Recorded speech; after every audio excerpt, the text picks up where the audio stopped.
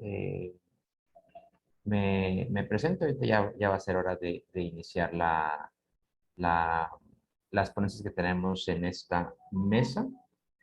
Y primero que nada les agradecemos mucho su participación y que nos acompañen el día de hoy en el coloquio de investigación de comunicación de la Universidad de Monterrey.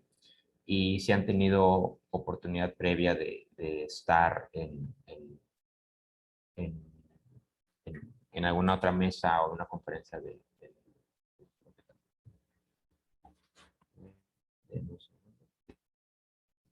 que todo esté grabando, que todo esté bien.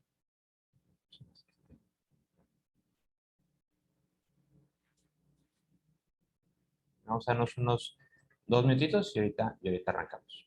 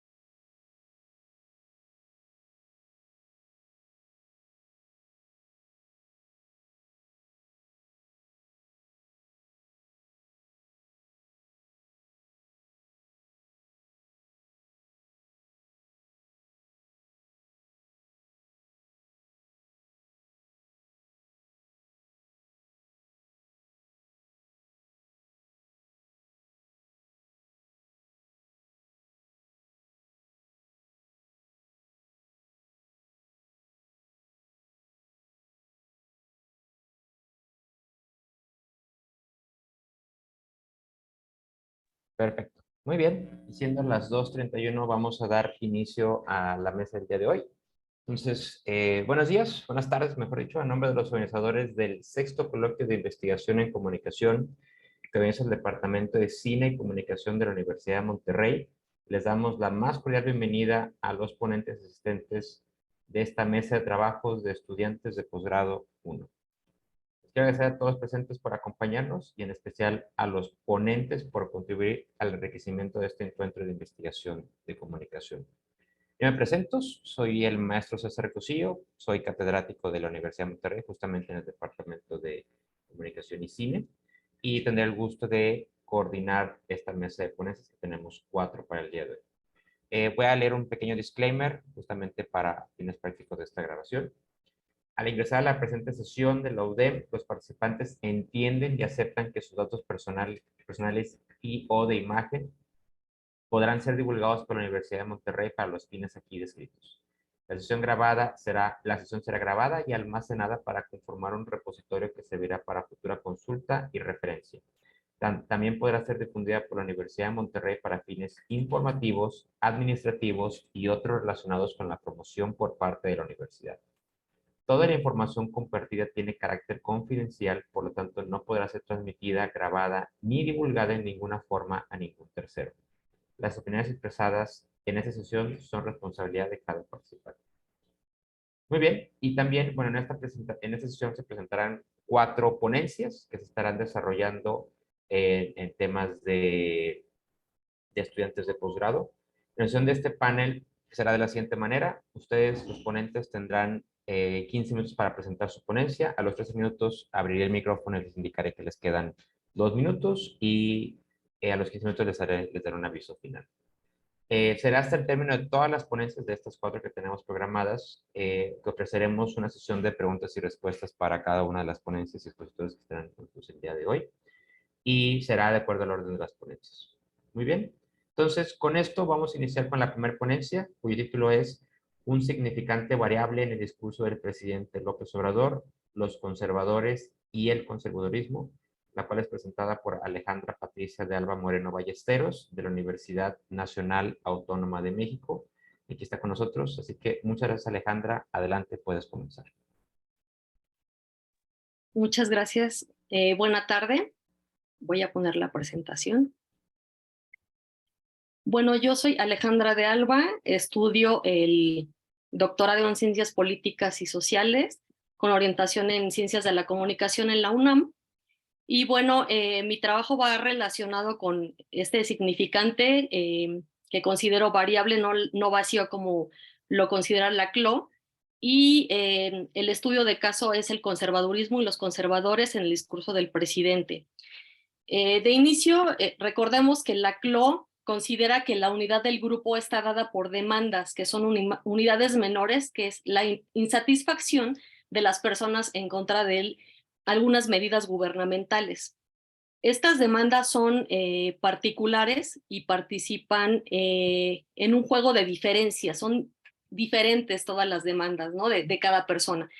De ahí que en la sociedad hay dos lógicas, una diferencial y una lógica equivalencial, que son antagonistas pero a la vez dependientes. Es diferencial porque las demandas son diferentes, son distintas, pero convergen en una lógica equivalencial, dado que todas representan insatisfacción, están fuera del sistema y buscan una nueva totalidad que es inalcanzable, dado que pues es heterogéneo, ¿no? Todas estas demandas son diferentes.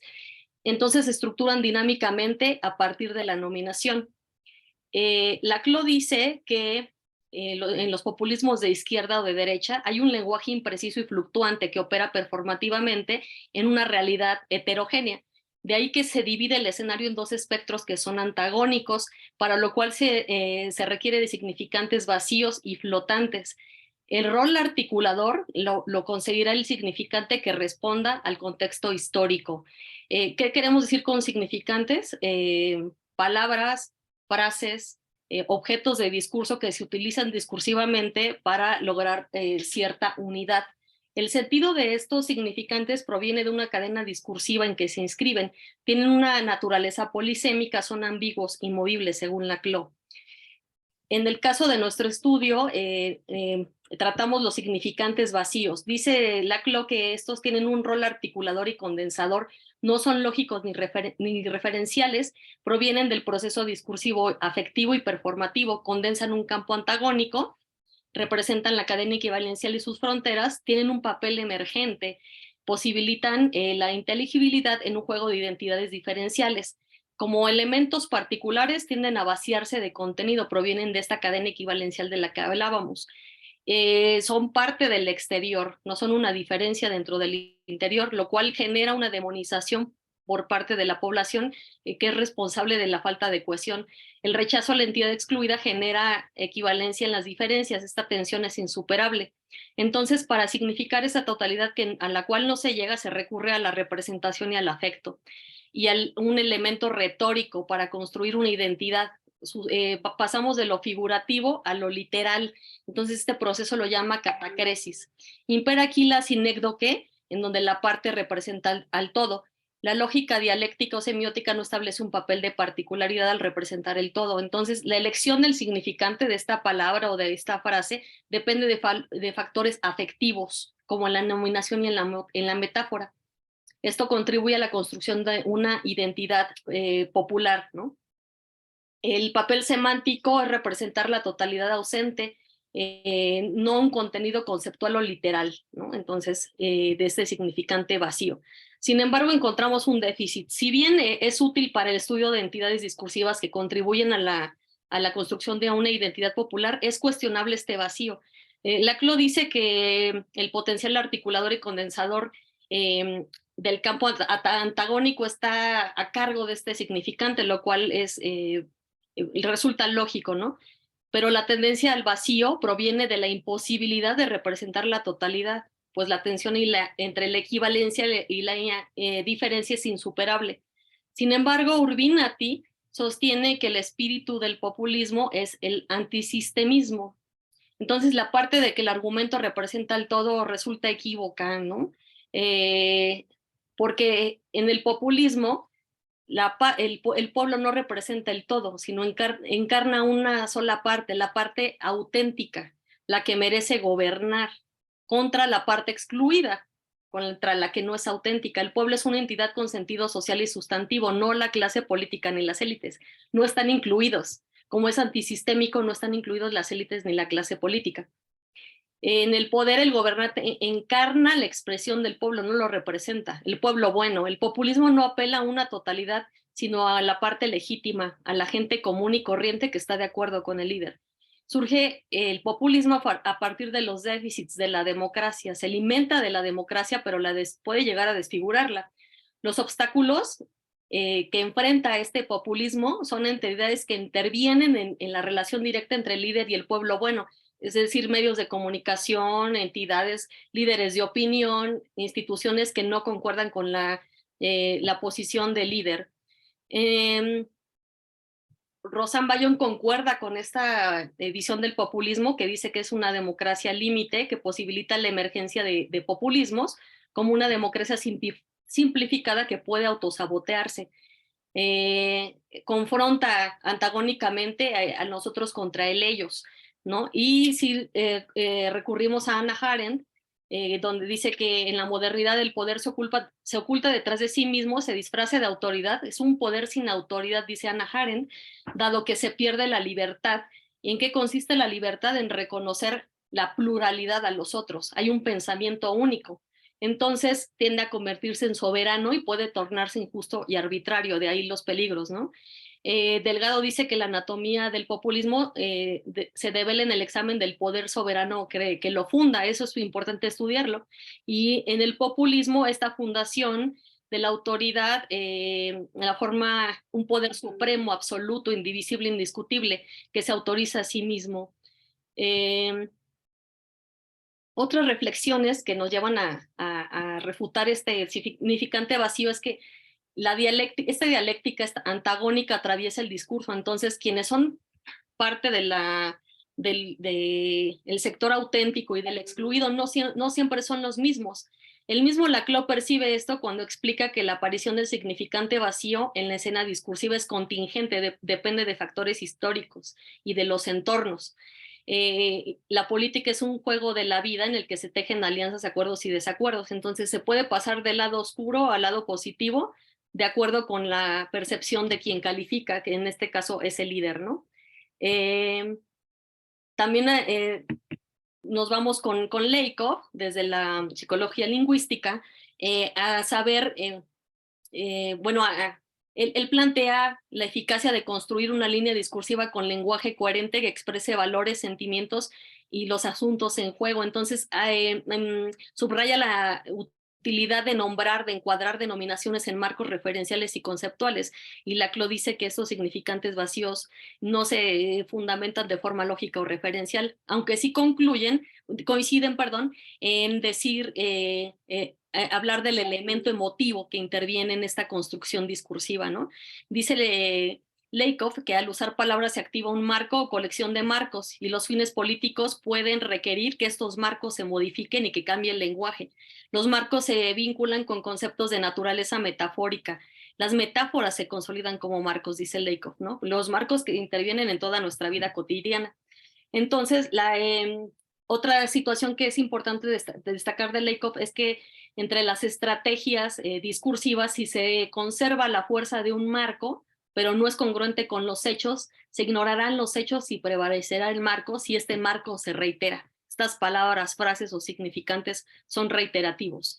En el caso que nos ocupa, nos sirve también para refutar, hablamos de las conferencias de prensa denominadas mañaneras como género discursivo especial, que representa un estilo de comunicación gubernamental inédito y distintivo, que es uno de los rasgos del político populista, confronta la parte del pueblo bueno con las élites corruptas y conservadoras, dentro de una oposición al sistema es antineoliberal, así se manifiesta.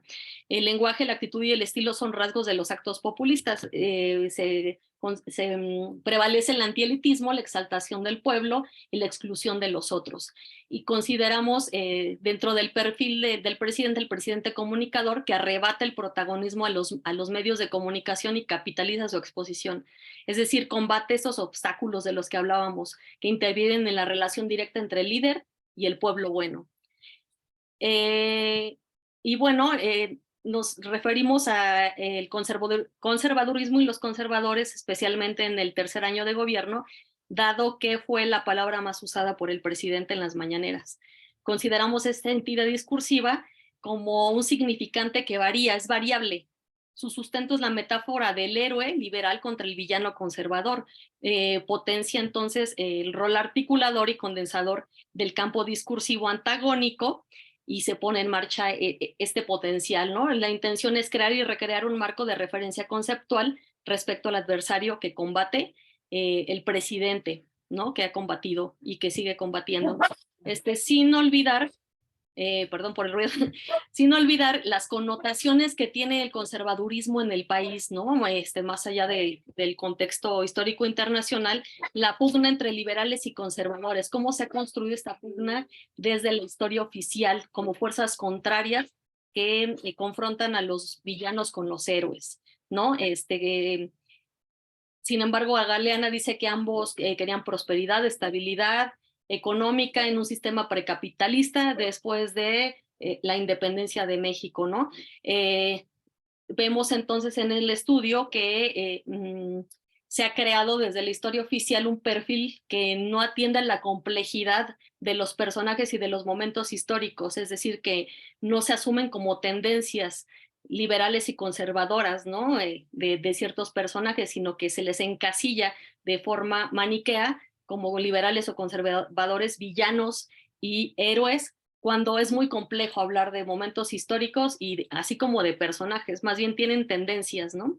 Y son relacionadas, en el caso del presidente, con lo que ocurrió en la última presidencia santanista, en donde se hubieron expresiones de opulencia, ceremonialismo, derroche y corrupción. De ahí parte los campos semánticos que se abren en las mañaneras, ¿no? A partir de los abusos de la dictadura santanista, dado que el presidente los llama oportunistas, hipócritas, corruptos, que se oponen a la cuarta transformación, pueden ser gente modesta y de clase media, pero se oponen a estos cambios, ¿no? Y se oponen a la transformación. En ciertas coyunturas, el presidente usa esta entidad discursiva para descalificar a ciertos interlocutores contrarios a su forma de ver el mundo. Entonces atribuye rostros al significante, los traslada al lado del adversario universal del conservadurismo, que es incorpóreo, o como conservadores, que es corpóreo. Hay una construcción y reconstrucción de campos semánticos. Laclau dice que el significante vacío no es un significante sin significado, porque esto solo sería ruido, pero que es irrepresentable. Pero aquí vemos con este caso que es totalmente representable, ya que se usa para señalar a los adversarios, a los excluidos del pueblo, de la parte auténtica y legítima que gobierna y que tiene connotaciones además negativas, ¿no? Como ya lo vimos a lo largo de la historia. Algunos interlocutores, en el caso que yo estudio, medios de comunicación, instituciones, movilizaciones, periodistas, disputan los significados del uso de esta entidad discursiva desde sus propios espacios. Entonces combaten los rasgos de significado, el marco de referencia que crea López Obrador, así como la metáfora del héroe y los villanos, ¿no? Eso es lo que estudió esa disputa discursiva. Alejandra, Finalmente, quedan 2 minutos, Alejandra. sí, gracias, ya voy a concluir. Estudio entonces esta entidad discursiva como un significante variable, dado que refiere a una cadena equivalencial antisistema, que se sitúa o que se soporta en el mito de la cuarta transformación. De acuerdo con el doctor Castaños, se soporta en el mito maestro. Es decir, el mito maestro mexicano, sostiene el doctor Castaños, es el inicio de un nuevo comienzo tras una serie de atropellos cometidos contra el pueblo, ¿no? Y es entonces que el mismo villano se opone a este nuevo comienzo, ¿no? Después de los villanos viene el héroe, y estos villanos, que son los conservadores, se oponen a esta transformación. Hay una narración, hay acciones, hay roles, hay afecto, y llama con entidad discursiva a una acción intransitiva del pueblo que actúe sobre sí mismo. Se sostiene esto en una metáfora, como ya dijimos, del héroe contra el villano, lo podemos observar como un signo cuyo significante es un lema, una raíz de las palabras que parten del lema conserva, cuyo significante es variable, pero conserva un núcleo que es esta metáfora del héroe contra el villano. Y de ahí que se convierte en un objeto de discurso que puede ser un tema que es repetitivo. La percha de donde se cuelga el mensaje se despliega en el intradiscurso y en el interdiscurso, parte de pistas semánticas y va cambiando con el uso discursivo y forma parte de los procesos de conocimiento. Puede ser observado como un recurso semiótico con un potencial semiótico y uno teórico dentro de un contexto. Y eso es todo. Muchas gracias. Muchas gracias, Alejandra, por la ponencia. Como les comenté, la sesión de preguntas y respuestas la vamos a dejar una vez finalizada todas las ponencias de esta mesa. Entonces vamos a pasar a la segunda ponencia, cuyo título es, perdón, Motivación académica y expectativas profesionales en estudiantes de comunicación, por Rodolfo Franco Rojas, de la Universidad Nacional Mayor de San Marcos de Perú. Así que, Rodolfo, muchas gracias por acompañarnos y adelante. Muchas gracias. Bueno, espero que me puedan escuchar bien, no hay ningún problema. Todo bien. Ya, bueno, entonces procedo a compartir mi pantalla. Adelante. Y bueno, ¿qué tal con todos, en verdad? Muchas gracias por invitarme, bueno, por estar presente aquí. Creo que ya lo dijo el moderador, yo soy de Perú, yo estoy estudiando mi maestría en comunicaciones en la Universidad de San Marcos, ¿no? Que es la universidad más antigua nacional de Perú. Yo me llamo Rodolfo, aparte de estudiar mi maestría, yo soy director de marketing en una empresa de apps. Y también, como mi trabajo secundario, también soy profesor, ¿no? Enseño cursos de publicidad, de comunicaciones, ese tipo de cursos. Y más o menos por ahí fue que me motivó o me llamó la atención el tema de las motivaciones académicas y las expectativas laborales en estudiantes de comunicaciones. Porque yo recuerdo que cuando yo fui estudiante de comunicaciones, no sé pues si los asistentes de esta charla actualmente son estudiantes o son egresados o en qué momento de su vida estudiantil se encuentran. Yo tenía ciertas motivaciones y ciertas expectativas respecto a la carrera, ¿no? Que fueron cambiando conforme fui avanzando, ¿no? Egresé, agarré más grados académicos, etcétera, ¿no? Entonces, mis motivaciones y mis expectativas fueron cambiando. Y ahora que estoy desde un rol en el que también soy docente, me doy cuenta que las motivaciones que yo tuve fueron muy distintas a las motivaciones que tienen los chicos que tienen 19, 20, 21 años ahorita, ¿no? Entonces, se me hizo muy interesante eso. En base a eso es que yo bueno, ya hice una investigación y ahora estoy haciendo una segunda investigación, que es lo que les quiero comentar hoy día. Y bueno, ese es un poco el tema de la introducción de los temas, ¿no? En primera instancia, ¿por qué esto de la motivación, ¿no? Para mí, cuando yo estudié mi carrera, yo no entré a publicidad de frente, ¿no? Yo entré a arqueología y me cambié. Y con varios colegas que, bueno, he hecho las preguntas, también surge así, ¿no? Que es como, no siempre uno tiene como que la vocación de la comunicación como primera, digamos, opción, ¿no? Sino que a veces como que uno cambia. Entonces, eso también me llamó mucho la atención, ya investigando con autores, etcétera, vi pues que el aprendizaje y el rendimiento están relacionados mutuamente, ¿no? Y con la motivación y con las expectativas. Mientras uno está más motivado, le pone más ganas al asunto y aprende más y le va mejor en sus clases, etcétera. Cuando uno tiene mejores expectativas, digamos, conseguir un mejor trabajo, o etcétera, también está más motivado. Entonces vi que todos estos temas comenzaban a interrelacionarse y fue un poco también lo que me llamó la atención de lo que vendría a ser el tema que les estoy explicando ahora.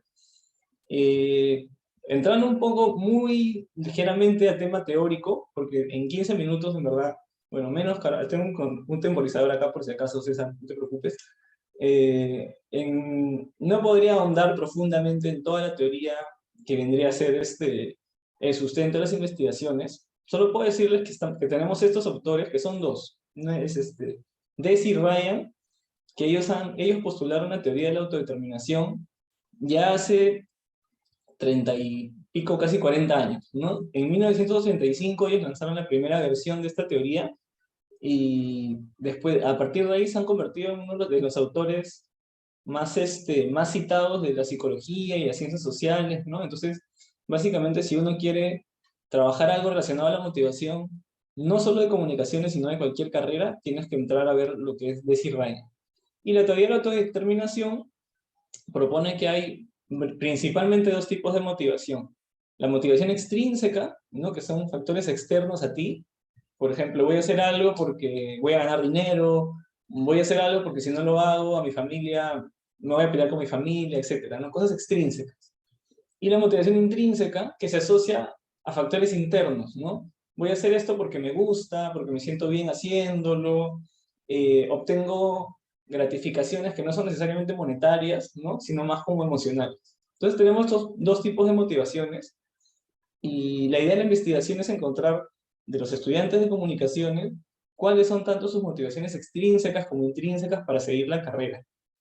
A ver, tengo que mover aquí, los voy a mover ustedes abajo.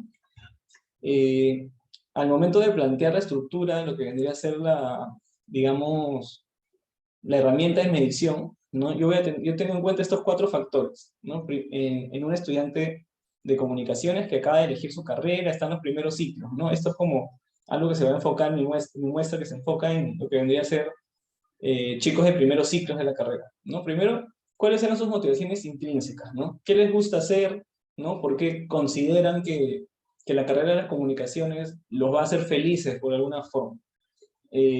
Yo pues tenía mis motivos hace mucho tiempo, ahora los chicos a los que yo les enseño y les hago estas preguntas de forma, digamos, abierta, ¿no? No sistematizada, me dicen pues respuestas de todo tipo, me dicen desde que el tema creativo, que quieren ser TikTokers, que quieren ser YouTubers, ¿no? Tienen todo este tema de las redes, ¿no? Entonces, mucho de estos temas actuales que nosotros no teníamos cuando empezamos la carrera, son cosas nuevas, ¿no? Que vale la pena descubrir, sistematizar y convertir pues en un conocimiento.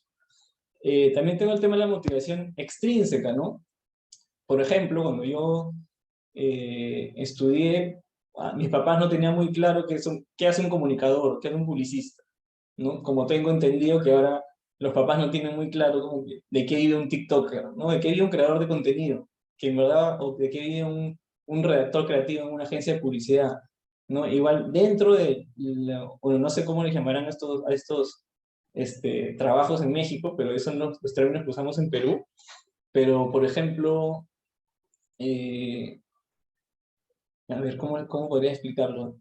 La motivación extrínseca es como que la opinión que tienen otras personas respecto a la carrera que estás eligiendo. Y en comunicaciones hay carreras que sí, por ejemplo, un periodista, ¿no? Un papá o una mamá le dice puede estudiar periodismo y tiene en su cabeza exactamente qué hace un periodista y puede que le parezca bien, que lo apruebe, que te apoye, ¿no? Pero le dices voy a estudiar comunicación social y el papá y la mamá es como comunicación social, ¿qué puede ser? Bueno, son dos factores que también ya los venimos arrasando desde la lámina pasada. También el tema de las expectativas profesionales, ¿no? Muchos chicos buscan quizás ser famosos, ser reconocidos. Si eres publicista, quizá te interesa mucho el tema de los premios, ganar un Cannes, ¿no? Si eres un comunicador social, quizá quieres ganar un premio respecto a esa temática en la que tú vas. O quizá no te importe nada de eso, ¿no? Quizá tú lo estás estudiando solo porque te gusta y no porque que tengas alguna expectativa específica, ¿no? Todo eso es lo que más o menos quiero sistematizar con la investigación. Y bueno, también factores contextuales, ¿no? Hay carreras que son más caras de estudiar, que son más largas de estudiar, hay otras que son más cortas, quizá económicamente los chicos eligen, imaginemos que descubramos que se eligen las comunicaciones porque en mi muestra es más barato que lo que querían estudiar realmente, que es derecho, cosas así. Entonces, esos son los factores que vamos a tomar en cuenta para el tema de la investigación. Esta investigación tiene dos partes. Por un lado tiene un artículo de revisión, ¿no? En el que realicé una revisión sistemática de literatura de 85 artículos. Sin embargo, estos artículos no eran 100% hechos sobre estudiantes de comunicaciones, ¿no? Los artículos de motivaciones en estudiantes de comunicaciones son mínimos, o sea, es muy poco el porcentaje respecto al todo, ¿no? Tenemos estudiantes de todas las carreras, de todos los niveles académicos, etc. Entonces fue un artículo de revisión para ver el estado de la cuestión de las motivaciones de estudiantes respecto a sus carreras. Y mi tesis de maestría, que ya la estaría defendiendo en unos meses, es exactamente analizar la motivación académica y las expectativas profesionales en estudiantes de comunicaciones de un instituto privado de Lima, Perú, ¿no? Porque como ya les mencioné, yo soy de Perú. ¿Por qué elegí un instituto privado? Primero por la facilidad, como yo soy el docente, he hablado con lo que debería ser la coordinación académica y me da acceso a todos los chicos, entonces toda la muestra podría ser, el universo podría ser la muestra en mi caso, ¿no? Entonces haría una suerte de censo, lo que lo haría mucho más interesante en mis resultados. Les comento primero sobre el artículo, ¿no? Que es el entregable que ya existe. El objetivo del artículo era, dejen que vea la hora. Bueno. El objetivo del artículo era, más que nada, encontrar las motivaciones y expectativas de distintos estudiantes de distintas cosas, ¿no? Para ver qué los motiva a estudiar sus respectivas carreras. Alguien que se motiva a estudiar medicina, alguien que se motiva a estudiar biología, etcétera, ¿no? ¿Cuál es el hilo conductor, digamos, el razonamiento que lo motiva a estudiar eso? La metodología ya se las comenté, ¿no? Hice una revisión sistemática de 85 artículos. Podría decirles que de esos 85 artículos, unos quizás 5 o 6 sí hablaban específicamente de estudiantes de comunicaciones. Pero en general eran bastante dispares, ¿no? Teníamos desde pregrado, posgrado, teníamos también algunos artículos que hablaban de estudiantes en secundaria, ¿no? Ese momento de que estás en la secundaria a punto de elegir tu carrera, pero todavía no ingresas, también de ese momento. Adrede fue la elección, el criterio de inclusión de todos estos artículos, ¿no? Para poder ver las motivaciones en cada fase. Como ya en el momento de la tesis solo voy a ver de un punto específico, el artículo de revisión se realizó en base pues, a un rango de fechas o de etapas del estudiante más amplio. Sobre los resultados, también solo para lanzar, digamos, 3 resultados que puedan quedarse ahí en el aire. A partir del 2017 se incrementó mucho las publicaciones sobre esta temática, ¿no? Siendo la temática las motivaciones académicas. La teoría de la autodeterminación, que fue justo la que empecé presentando, sigue siendo 40 años después la teoría dominante respecto a este tema.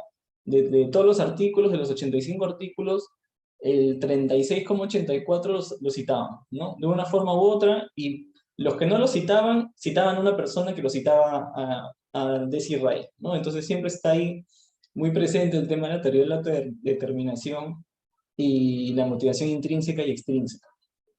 Se encontró que la motivación intrínseca tiene más peso en la motivación del estudiante, ¿no? Que podría decirse que es obvio, pero no es tan obvio si te pones en ciertos casos específicos, ¿no? Por ejemplo, quizá uno elige lo que le gusta, pero no siempre el estudiante termina estudiando lo que le gusta, ¿no? Porque existe muchos de estos temas que es la presión familiar, la presión económica, factores externos a ti que tú querías estudiar, no sé, fotografía, querías estudiar para ser director de cine. Yo intenté estudiar para ser director de cine y lo dejé como que medio trunco, ¿no? Entonces hay otros factores extrínsecos que podrían haber también motivado a que la persona elija una carrera u otra, ¿no? Pero en general en estos 85 artículos se encontró que la motivación intrínseca es lo que más pesa. Como conclusiones, hablando de estos 85 artículos sobre motivación, encontré que existe una forma estandarizada de investigar, ¿no? Que es la escala de motivación académica. Sin embargo, la disparidad entre lo que vendría a ser los niveles académicos y las carreras hace que no pueda comparar un estudiante de comunicaciones de posgrado con un estudiante de medicina de pregrado, ¿no? Son motivaciones distintas, son mundos distintos, etc., ¿no? Lo cual también me parece interesante y también da para el análisis. Ya estoy terminando, por si acaso. Hablando sobre mi tesis de maestría, ¿no? Se titula específicamente Motivación académica y expectativas profesionales en estudiantes de comunicaciones de un instituto privado de Lima Metropolitana. La estoy armando, o sea, está en proceso de ser terminada para poder ser sustentada. Mi pregunta, o sea, la duda para mí es cómo la motivación académica y las expectativas profesionales, digamos, llevan a que una persona elija o no elija la carrera, ¿no? Mi muestra van a ser estudiantes de comunicaciones, digamos, jóvenes de primer ciclo, entre 19 y 25 años. Hay criterios de exclusión, digamos, hay personas que entran al instituto con 25 años y están en su primer ciclo, ¿no? Entonces todavía valen eso. Mi hipótesis es que a mayores expectativas profesionales, también tienes mayor motivación académica, ¿no? Entonces, si tú te ves siendo no sé, ganando un Oscar o algo así, llegando al tope de tu rama profesional, si te ves así, desde que inicias tu carrera, digamos, avanzar mucho más fluidamente con lo que vendría a ser tus estudios y todo eso, ¿no? Va a fluir mejor en ti. ¿Y por qué es importante hacer este tipo de investigaciones sobre motivaciones académicas de estudiantes de comunicaciones, que no es tan común en nuestra rama? Normalmente estudiamos otro tipo de cosas. Es porque, en primer lugar, para las instituciones educativas no se quedan ancladas en el pasado, ¿no? Así como yo me quedé un poco anclado pensando que los estudiantes estaban motivados por las mismas cosas que me motivaron a mí, para que, bueno, teniendo esta nueva información, podríamos saber, pues las instituciones educativas podrían plantear nuevas formas de llegar a nuevos estudiantes y también nuevas formas de plantear sus unidades, sus currículos. Y lo mismo para las organizaciones, ¿no? Es un poco la idea actualizar lo que se sabía antes, ¿no? Esta información que nosotros tenemos interiorizada porque la hemos vivido, saberla de la nueva generación de comunicadores que se vienen, que es finalmente también los que le van a dar forma a la forma en la que se comunique en el futuro. Y bueno, creo que eso es todo. Espero haber cumplido con el tiempo. Ahí les dejo mis contactos, mis redes sociales, si me quieren, si tienen alguna idea sobre mi tesis, etcétera. Y muchas gracias por la atención. Gracias, Rodolfo, por la presentación y tu ponencia. Ahorita vamos a continuar con la tercera ponencia del día de hoy, que está titulada de la semiología a la semiótica en las empresas hoteleras, por Héctor Daniel Torres Lorenzo de la Universidad Autónoma de San Luis Potosí en México. Entonces, te cedemos la palabra, Héctor. Adelante. Sí, muchas gracias. ¿Se me escucha? Todo muy bien.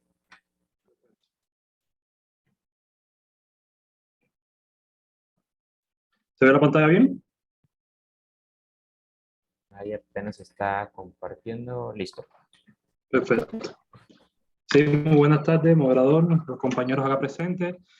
Mi nombre es Héctor Daniel, soy licenciado en Turismo por la Facultad de Turismo de la Universidad de La Habana, Cuba, estudiante de posgrado de la Maestría en Innovación Comunicativa para las Organizaciones de la Facultad de Ciencias de la Comunicación de la Universidad Autónoma de San Luis Potosí.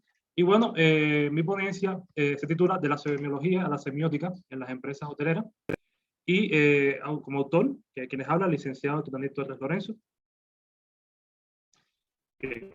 Primeramente, la semiología tuvo su primera mención en el ámbito científico en una obra titulada Curso de Lingüística General, realizada durante los años 1910 a 1916 por el famoso lingüista Ferdinand de Saussure.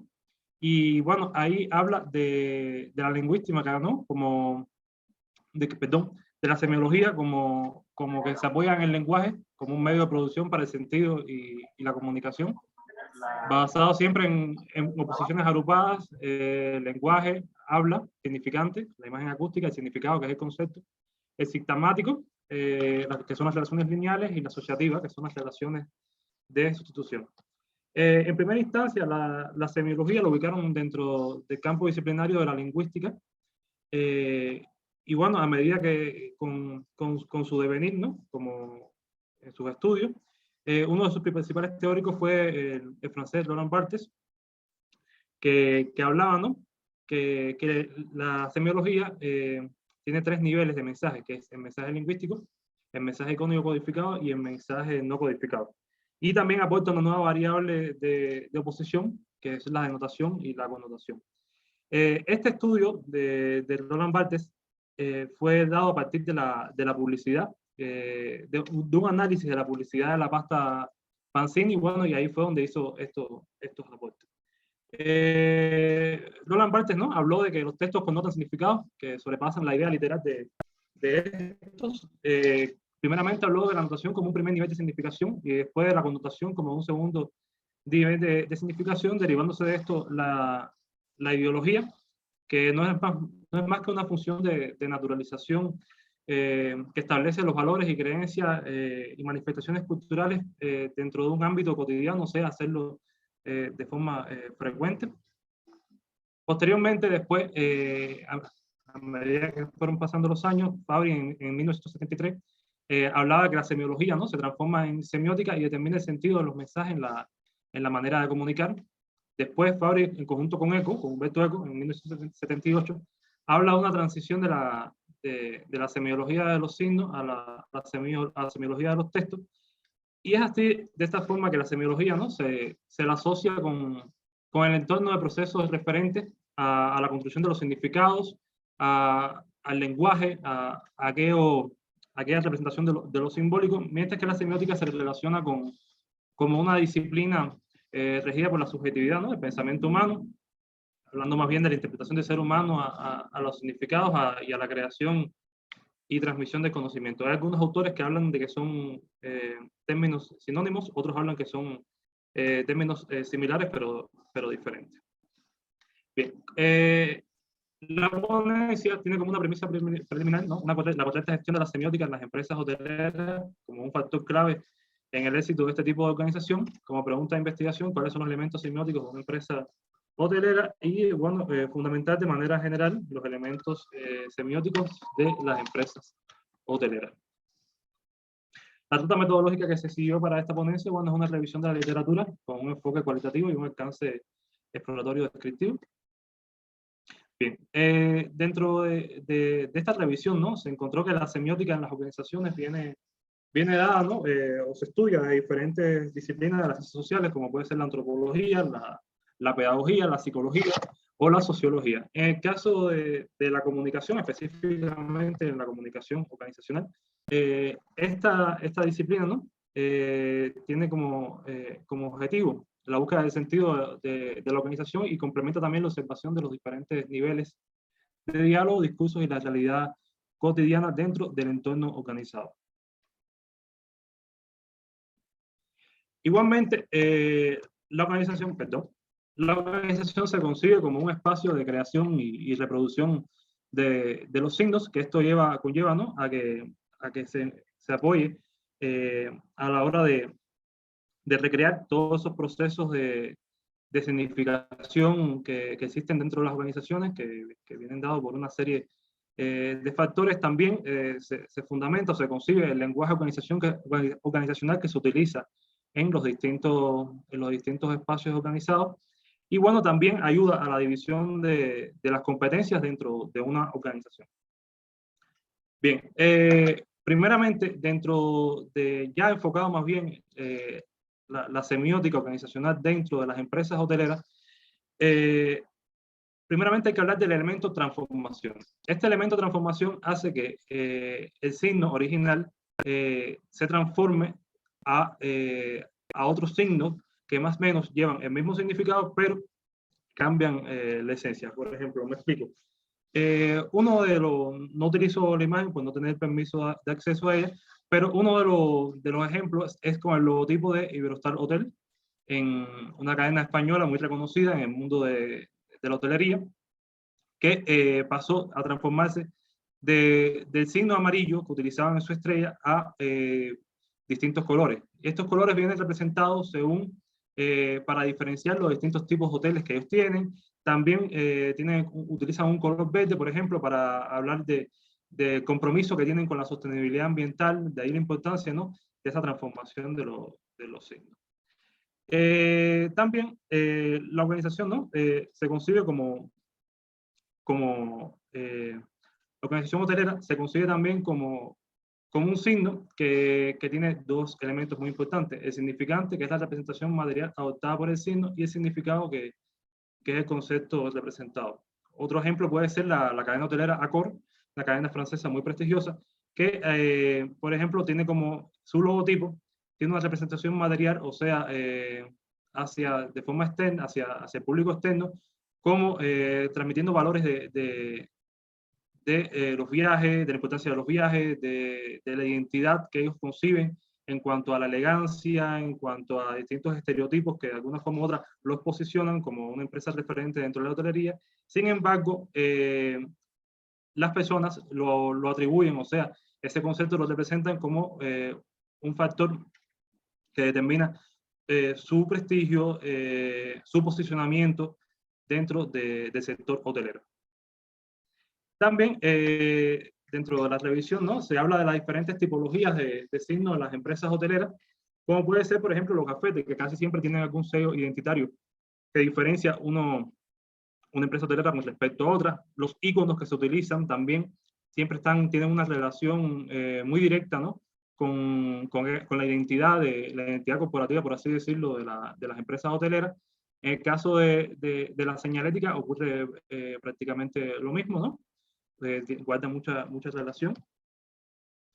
Igual, el logotipo de cada empresa hotelera, ¿no?, busca diferenciarse de una forma tal de que, además de demostrar cuál es el concepto que ellos tienen como empresa, como hotel, también separarse, ¿no?, de la competencia y distinguirse como algo único. Los colores corporativos, que son los diferentes colores utilizados, para que la redundancia, por las empresas hoteleras para identificarse como tal.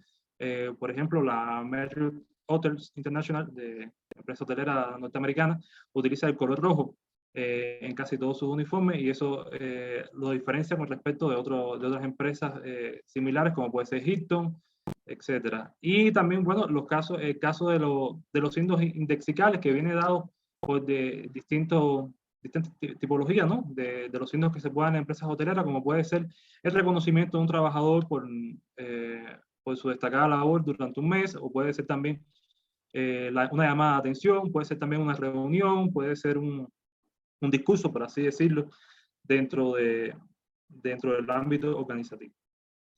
Bien, como conclusión parcial de esta ponencia, ¿no?, que la semiótica en las organizaciones se origina a partir de la aplicación de los constructos semióticos que abarcan la creación, la transformación y la actualización de los signos corporativos y su representación simbólica. Y que el estudio de los signos en el ámbito organizacional de las empresas hoteleras trae en sí un acercamiento en cualquier variante agrupada de estructuras propias que fomentan la comunicación mediante redes síndicas. Y también, muy importante, referirse a la semiología y luego a la semiótica en las organizaciones, que también propone definir la forma de cómo trabaja el sentido en una organización, en el caso de las empresas hoteleras, vislumbrando que los sistemas de signos que la conforman faciliten la comunicación interna y externa, además de la transmisión de su cultura. Muchas gracias. Muchas gracias, Héctor, por la ponencia que nos acabas de presentar.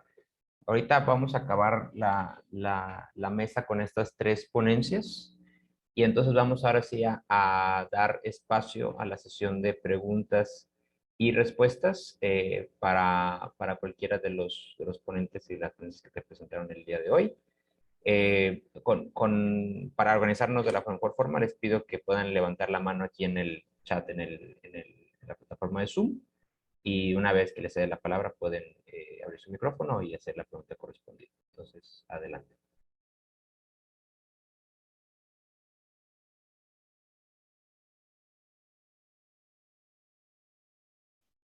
Aquí tenemos a Nikita. Adelante. ¿Qué tal? Muy buenas tardes, César. Muchas gracias a los expositores por sus destacadas ponencias. Veo que hay un gran avance en sus trabajos y muy importantes, por cierto. Quisiera hacer una consulta a Rodolfo Rojas, que es también egresado, bueno, estudiante de mi alma mater de San Marcos. Rodolfo, ¿qué herramientas, qué instrumento vas a usar en tu tesis? Que me parece sumamente importante para el conocimiento de las motivaciones que tienen los estudiantes, ¿verdad? Sí, bueno, buenas tardes, ¿qué tal? En verdad un gusto, no sabía que había otra persona de San Marcos acá. En primera instancia, bueno, yo y mi asesor estamos planteando el tema de usar la escala de motivación académica, ¿no?, que es una especie de encuesta, y también queremos hacer lo que vendría a ser los focus groups, ¿no? Eso está en proceso, justo estamos ahorita terminando la parte de la creación de estas herramientas, que creo que es también la parte más compleja de las tesis, porque ya es cuando tienes que plantearte ya salir del escritorio y comenzar a tener contacto con tu muestra. Pero eso es lo que vamos a plantear. La escala de motivación académica en formato formulario y en focus groups, en todo caso también.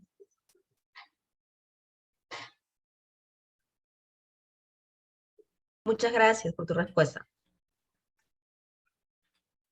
Muy bien. ¿Alguien tiene alguna otra pregunta para los demás ponentes?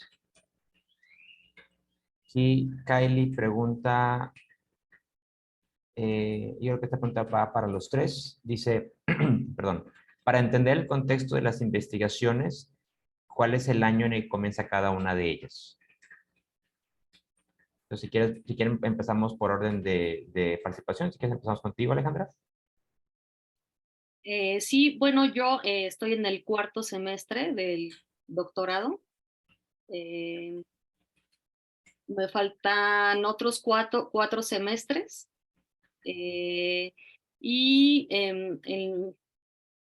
Bueno, si se refieren también al año que voy a estudiar, el discurso del presidente es el 3er año de gobierno, ¿no? El 3er año en donde se llevaron a cabo elecciones. Ahorita, en este preciso momento, estoy realizando el marco metodológico, tengo el marco teórico, el marco contextual, y estoy elaborando el marco metodológico. Ya hice un preanálisis de los discursos observables que tengo para estudiar esta interacción discursiva entre el presidente y algunos interlocutores. Gracias. Gracias. Rodolfo, igual la misma pregunta. ¿Cuál fue el año que comenzaste la investigación? El tema lo planteé en el diciembre de 2021. Comencé formalmente la investigación en abril del año pasado y tengo que terminarla en noviembre de este año, donde estaría ya sustentando la tesis. Muy bien. Y por último, Héctor. Sí, bueno, en el caso mío, soy estudiante de 2º semestre de la maestría. La investigación como tal la comencé a finales del 2022, tributando, ¿no?, a mi tema de tesis, que trata sobre los procesos, sobre la masculinidad en los procesos de significación dentro de las empresas hoteleras. Entonces, por ahora, ¿no?, como bien se vio en la presentación, todo de forma muy preliminar. A medida que vaya avanzando la maestría, va a seguir avanzando la investigación. Muy bien, muchas gracias. Muchas gracias, Kylie, por la pregunta. No sé si alguien más tenga una pregunta para los ponentes.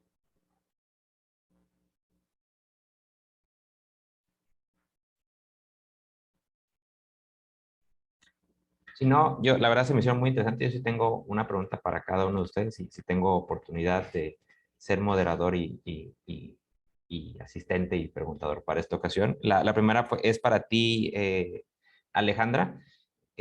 Ahorita estabas hablando, al final de tu conferencia estabas hablando de este concepto del discurso de héroes y villanos, ¿no? Que estaba muy marcado.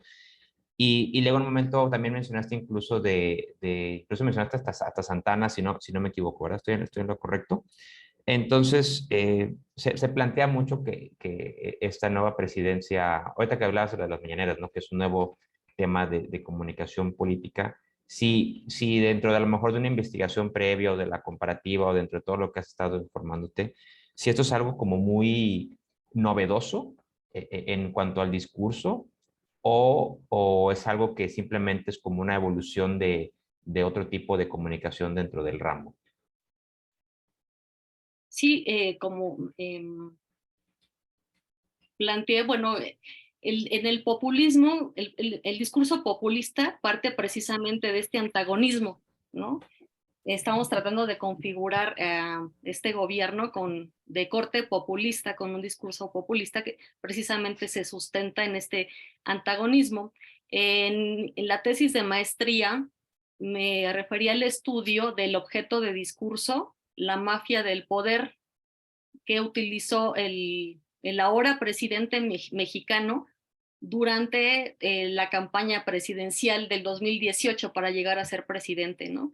y también era un objeto de discurso en el que construía el adversario, ¿no? En ese entonces él era la oposición. Pero es repetitivo en el discurso de este presidente y en sus discursos anteriores, porque él fue candidato 3 veces, ¿no? Y tiene una trayectoria política amplia, el uso de frases, objetos de discursos o significantes vinculados o que se refieren a sus adversarios, ¿no? La historia que se construye o el relato que construye este discurso del presidente tiene que ver todo el tiempo con esta confrontación entre el héroe y el villano, ¿no? Que rescata al país de la tragedia nacional a mano de las élites políticas que usufructuaron el poder político en su momento, ¿no? Y del cual ahora ya fue rescatado. Para estudiar esto, además de algunas nociones y categorías que parten de la lingüística sistémico-funcionalista y de la argumentación, también estoy usando categorías del relato para ver cómo se construye esta narración, esta narrativa entre los héroes y los villanos y las valoraciones que se generan a partir de esto. Entonces, tiene que ver con el discurso populista, de ahí parte esa dialéctica, ¿no? Y no es solamente en México, pues, ¿no? Es una tendencia a nivel mundial esta polarización, pero es un rasgo significativo, pues. De Gracias. acuerdo. Muchas gracias, Alejandra. Rodolfo, ahorita, bueno, yo también como contexto, pues yo también estudié comunicación, entonces ahorita que estabas mencionando estos elementos de intereses y todo lo demás, en un momento mencionaste que creo que fue, si no me equivoco, en 2017, que viste un incremento, ¿no? Si me estoy equivocado, como en el tipo de publicaciones que abordan el tema. Y dentro de esto es, creo que me interesa, o sea, ¿cuál es tu interpretación por qué crees que estas publicaciones sobre el tema han ido incrementando conforme pasan los años? Sobre todo porque estamos hablando de esta rama. Yo creo que está muy ligado a lo que vendría a ser también el boom de las redes sociales, ¿no? Todo esto atrajo un poco el foco a lo que vendría a ser cómo afecta la comunicación a la sociedad, porque justo como por ahí, justo por esa época, encuentro pues que otro cambio no hay, no es que se haya inventado una nueva carrera de comunicaciones o que hayamos tenido un nuevo algo respecto a esto, ¿no? Entonces, yo asumo que puede ser eso. Respecto a las otras carreras, no necesariamente comunicaciones, que también vieron un incremento en su cantidad. En verdad, nunca me puse a reflexionar sobre las otras carreras, no siempre me enfoqué en las comunicaciones, pero podría verlo en verdad, me ha dejado con la duda. Buena pregunta porque me hace pensar. Pero ya, bueno, eso podría decirte en mi conclusión de lo que saco. De acuerdo, muchas gracias. Igual, no sé si de estas preguntas ahorita hay alguna nueva pregunta de los asistentes.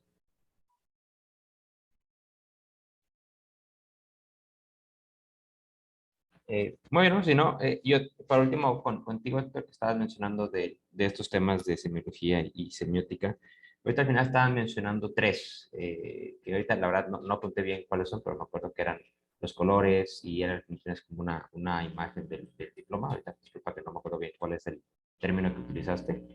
Pero dentro de este estudio preliminar que creo que es al final, ¿tienes alguna hipótesis de si alguno de estos tiene mayor peso a la hora de comunicar, como símbolos que utilizan estos hoteles o dentro de esta aproximación que estás empezando?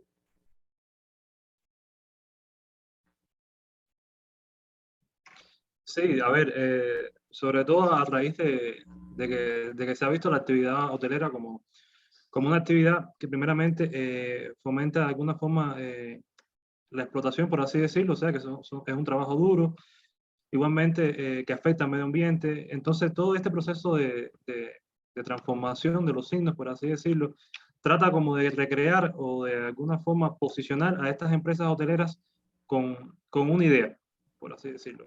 Uno de los ejemplos que yo mencioné en el trabajo fue el de Iberostar, que es muy interesante cómo primeramente, dependiendo, ¿no?, de su ubicación, le da un color diferente a los signos, a su logotipo. Si es un hotel de ciudad, el logotipo sería azul. Si es perdón, sería color marrón. Si es un logotipo de sol y playa, sería color azul. Y cuando tienen un compromiso con la sostenibilidad de donde están ubicados, utilizan un color verde. Entonces, de alguna forma u otra, sí los diferencia y también tratan de estar en sintonía, ¿no?, con las exigencias de los públicos hoy en día que exigen una serie de requisitos en cuanto a la sostenibilidad, tanto ambiental como humana. Y bueno, más o menos por ahí las empresas hoteleras han comprendido, ¿no?, que estos procesos de significación pueden ayudar a cambiar una percepción de ellos a menos, bueno, también, incluso sin llevarlo a la práctica, pero desde el punto de vista de percibirlo, sí ha tenido éxito. De acuerdo, muchas gracias, Héctor. Nikita, ¿tienes otra pregunta? Adelante. Muchas gracias. César, en realidad era un comentario, una reflexión que quizás podría ayudar a la tesis de Rodolfo. Yo soy de la base 91 de San Marcos, ingresé en el año 1991 y en la Escuela de San Marcos de Comunicaciones solamente habían dos especialidades. Uno iba para prensa o audiovisuales. Sin embargo, con el devenir del tiempo y a partir de la experiencia, ya cuando uno ejerce la carrera, descubrí que además había comunicación para el desarrollo, porque trabajé en consultorías, comunicación corporativa, trabajé en jefaturas de imagen de instituciones, y además hay otra área de trabajo, ¿no? Las plataformas digitales. Entonces, eso, como ya lo adelantó en su explicación, es cambiante, ¿no es cierto? Evoluciona. Y es correcto, ¿no? Por ejemplo, ahora el que estudia prensa o que se dedica a periodismo también tiene que especializarse, por ejemplo, en comunicación corporativa, que es lo que está muy cerca en el área, ¿no? Entonces, eso quería aportar a partir de la experiencia, César. Muchas gracias. Gracias, Nikita. Igualmente, ¿alguien tiene alguna otra pregunta?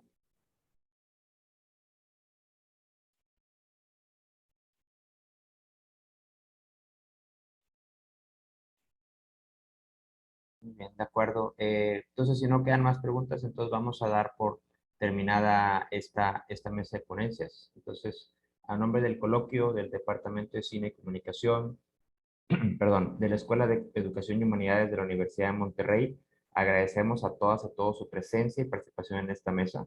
Y por supuesto los invitamos a seguir asistiendo a las distintas mesas que ofrecemos en este coloquio, que tendremos todavía más en el día de hoy y todo el día de mañana. A los ponentes, muchas gracias por sus presentaciones que sin duda nos enriquecen mucho nuestro conocimiento y que son muy, muy interesantes. A los que, por lo que me decían, están en el proceso de terminarlas, entonces nos encantará escuchar eventualmente cuáles han sido los resultados de ellas, por supuesto. Y más que nada despedirme, mi nombre es César Cusillo y muchas gracias por asistir con nosotros el día de hoy. Muchas gracias, buena tarde. Igualmente, buenas tardes a todos y a todas. Gracias, buenas tardes.